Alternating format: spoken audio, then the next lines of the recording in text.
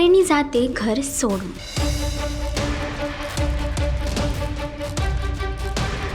केदार बोलला तारिणीशी खोटं।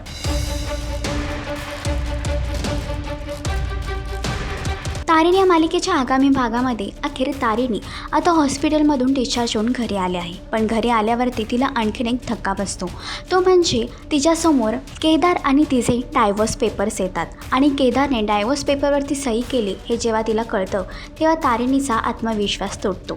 एवढंच नव्हे तर आता तारिणी केदारला आपल्या प्रश्नाचं उत्तर मागत आहे। यावर केदारने तिला असं सांगितलं आहे की माझ्यासोबत जी मैत्रीण ठाण्यामध्ये होती तिने मला मशांच्या वेळी हो म्हटलं आहे। त्यामुळे तारिणी थोडी अस्वस्थ झाली आहे आणि तिने केदारला त्या मुलीला भेटायचं आहे असा हट्ट धरला आहे।